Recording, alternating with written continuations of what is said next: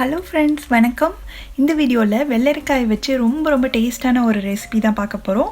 வெள்ளரிக்காய் மோர் கூட்டு. இது வந்து காரக்குழம்புக்கெல்லாம் சைட் டிஷ்ஷாக வச்சுக்கிறதுக்கு ரொம்ப நல்லாயிருக்கும். செய்கிறது ரொம்பவே ஈஸி. செய்ய ஸ்டார்ட் பண்ணலாம்.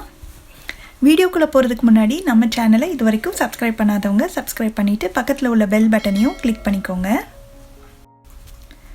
நான் நல்ல ஒரு பெரிய வெள்ளரிக்காய் எடுத்திருக்கேன். ஃபஸ்ட்டு வந்து இதோட தோலை சீவி எடுத்துடலாம்.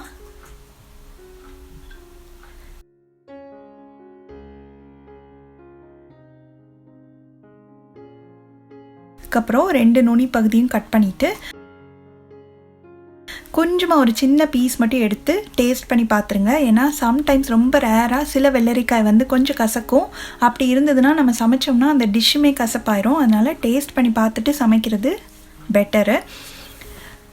அதுக்கப்புறம் இதை பாதியாக கட் பண்ணிவிட்டு நடுவில் உள்ள விதைகளையும் நம்ம எடுத்துடலாம். இந்த மாதிரி நீளமாக கட் பண்ணோம்னா அந்த விதையெல்லாம் தனியாக வந்துடும்.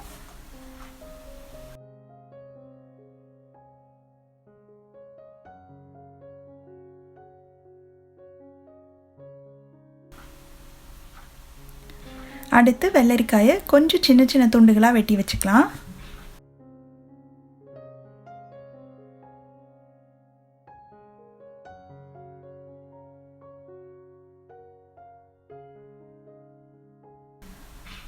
நம்ம கட் பண்ணியிருக்க வெள்ளரிக்காய் எல்லாத்தையும் இந்த பேனில் சேர்த்துட்டு தண்ணி எதுவும் சேர்க்க தேவையில்லை. ஏன்னா வெள்ளரிக்காயிலேயே ஏற்கனவே நிறைய நீர்ச்சத்து இருக்கிறதுனால அந்த தண்ணியே போதும்.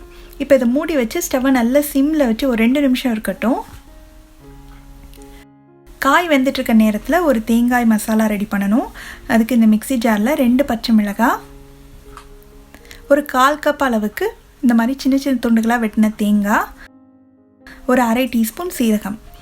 இதை கொஞ்சமாக தண்ணி சேர்த்து நல்லா ஸ்மூத்தாக ஓரளவுக்கு லேஸ் கொரப்பாக இருக்கிற மாதிரி அரைச்சிக்கலாம். காய் வெந்துட்டு இருக்கும்போது அப்பப்போ திறந்து பார்த்து இந்த மாதிரி கிண்டி விட்டுக்கணும். ரொம்ப சாஃப்டாகிற வரைக்கும் நம்ம வேக வைக்கணுன்ற அவசியம் கிடையாது. கொஞ்சம் க்ரன்ச்சியாக இருக்கும்போது நம்ம எடுத்துடலாம். அப்போ தான் வந்து இது சாப்பிட்றதுக்கும் ரொம்ப நல்லாயிருக்கும்.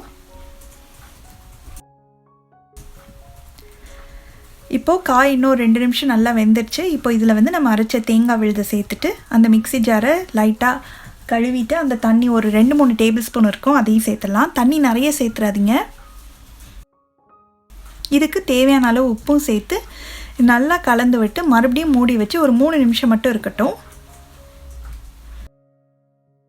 இப்போ 3 நிமிஷம் கழித்து எல்லாமே நல்லா ஒன்றா சேர்ந்து வெந்துடுச்சு. ஸ்டவ் ஆஃப் பண்ணிடலாம். நல்லா ஆற வச்சிடணும். ஓரளவுக்கு வந்து லேஸ் வெதுப்பாக ஆற அளவுக்கு இது ஆறிடணும். கொஞ்சம் நல்லா ஆறினதுக்கு அப்புறமா நான் 3 டேபிள் ஸ்பூன் அளவுக்கு நல்லா கெட்டியான தயிர் எடுத்திருக்கேன். அதை சேர்த்துக்கலாம். சேர்த்து நல்லா கலந்து விட்டுலாம். தயிர் சேர்த்ததுமே நம்மளுக்கு நல்ல ஒரு கூட்டு கன்சிஸ்டன்சி வந்துடும். நீங்கள் முன்னாடியே நிறைய தண்ணி சேர்த்துட்டிங்கன்னா இப்போ தயிர் சேர்த்ததுமே வந்து ரொம்ப நீர்த்து போன மாதிரி ஆயிரும். அதனால தான் முடிஞ்ச அளவுக்கு தண்ணி ரொம்ப கம்மியாக சேர்த்து தான் இந்த கூட்டு பண்ணணும். இப்போ நல்லா கலந்து விட்டதுக்கப்புறமா இதுக்கு தாளிப்பு போடணும். அதுக்கு ஒரு பேனில் 2 டீஸ்பூன் எண்ணெய் சேர்த்துட்டு எண்ணெய் சூடானதுக்கப்புறமா கொஞ்சமாக ஒரு 7-8 வெந்தயம், ஒரு 1/2 டீஸ்பூன் கடுகு, 2 காஞ்ச மிளகாய், கொஞ்சமாக கறிவேப்பிலை, ஒரு பிஞ்ச் வந்து பெருங்காயம், இது எல்லாத்தையும் சேர்த்து இதெல்லாம் பொரிஞ்சதும் இந்த தாளிப்பை நம்ம கூட்டில் சேர்த்துட்டு நல்லா கலந்து விட்டுடலாம். பாருங்கள், பார்க்கும்போதே ரொம்ப க்ரீமியாக ரொம்ப வாசனையாக இருக்குது.